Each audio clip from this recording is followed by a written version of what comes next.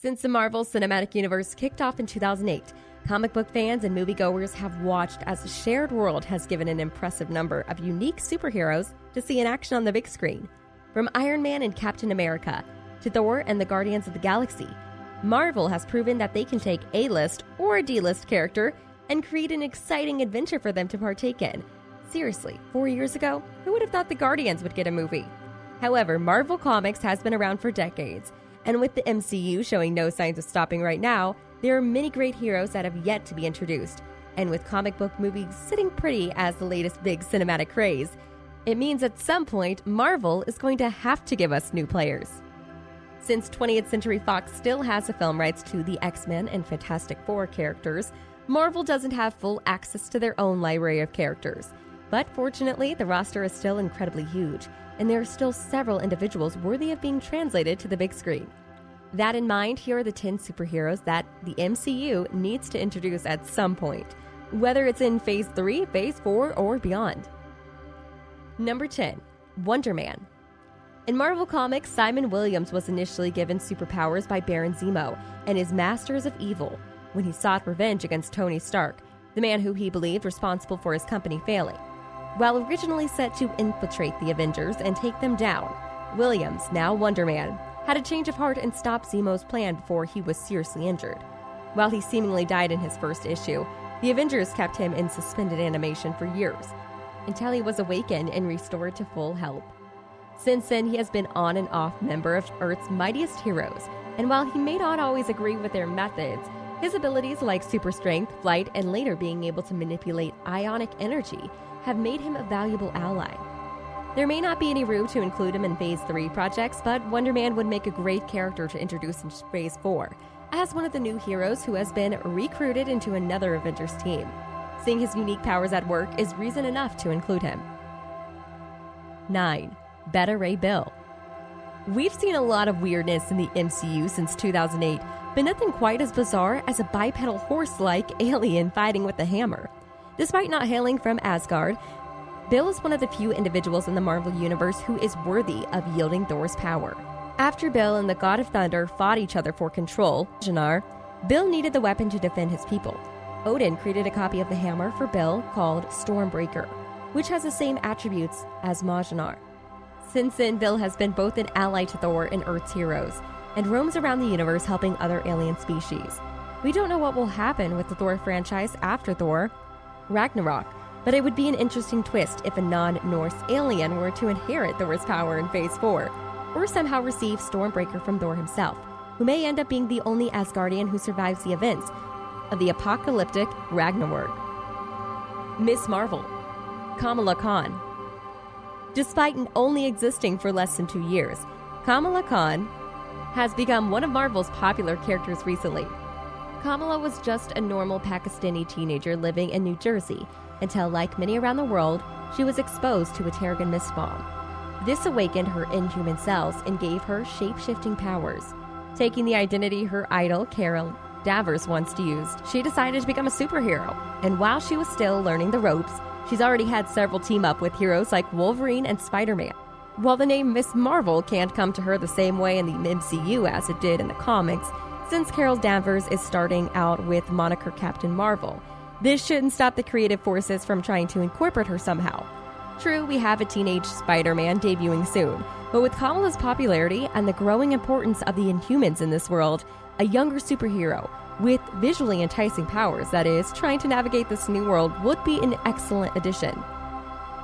7. Moon Knight.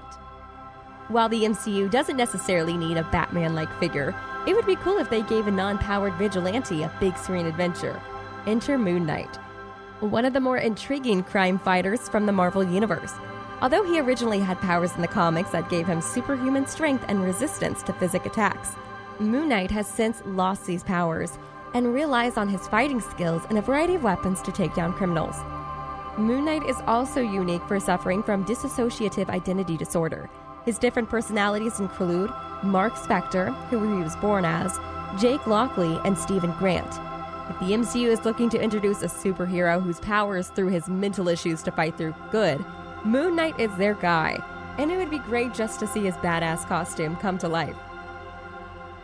Captain Marvel. If it wasn't for the Kree named Mar-Vell, Carol Danvers wouldn't be the superhero we know today. Sent to Earth to spy on the humans, Mar-Vell used his powers to protect those he was observing, and when he was later found guilty of treason by the Kree Empire, he escaped their death sentence and became a permanent superhero on Earth, at least until he was killed off in the 80s. Perhaps most important, though, is the fact that he rescues Carol, who knew his human identity, Dr. Walter Lawson, from being killed by an explosion emitted from a Kree device. This same device eventually gave her superpowers and led to her becoming Miss Marvel.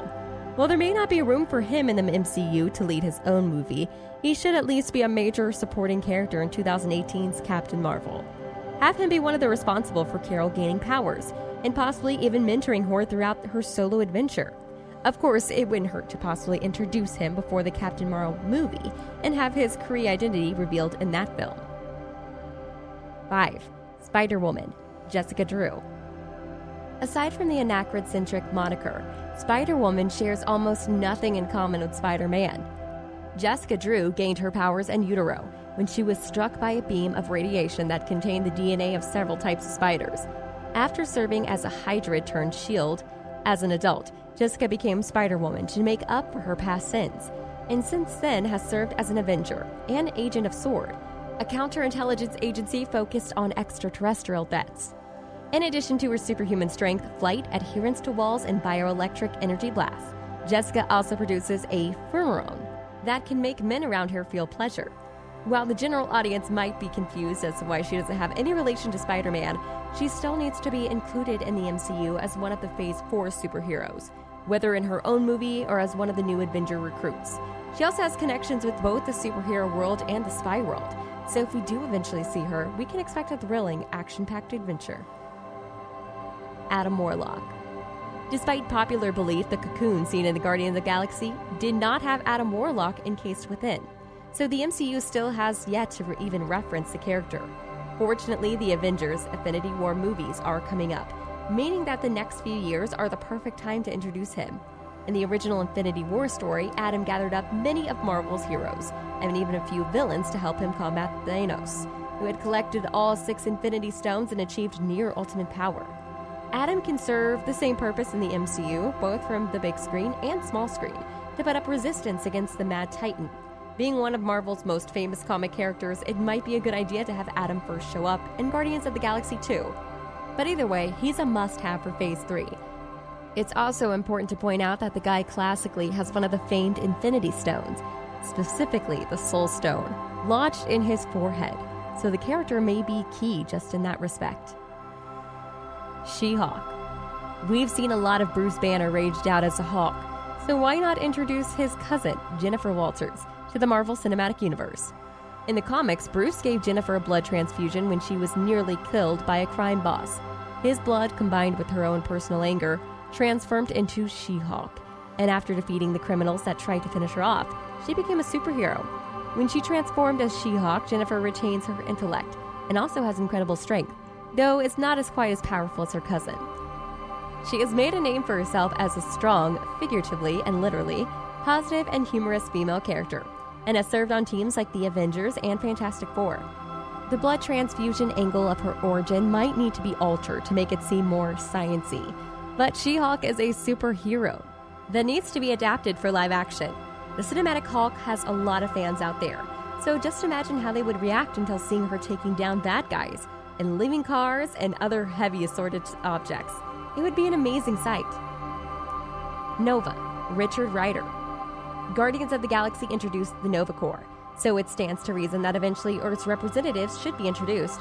Although teenager Sam Alexander is wearing the helmet these days in the comics, it should be Richard Rider, who is named as the MCU's first Nova, chosen by a dying corpsman. Richard was given the helmet without any instructions on how to use it. Eventually, he discovered that it allowed him to connect to the Nova Force, which gives him super strength, flight, and energy manipulation. He then made a name for himself not only as an Earth superhero, but as an intergalactic defender. Director James Gunn has said he won't include Richard in Guardians of the Galaxy 2, but if the MCU is looking to expand the comic side of the universe even more, giving Nova a solo film is one of the best ways to do this. We've already met several of the Nova Corps members, so why not let them recruit someone from Earth? Namor The Sub-Mariner. If it helps, just think of Namor The Sub-Mariners as Marvel's Aquaman. Debuting in 1939, Namor is essentially Marvel's first superpowered character. The son of a human sea captain and an alien teen princess, Namor was born with abilities like super strength, the ability to breathe underwater, and wings on his ankles that allow him to fly.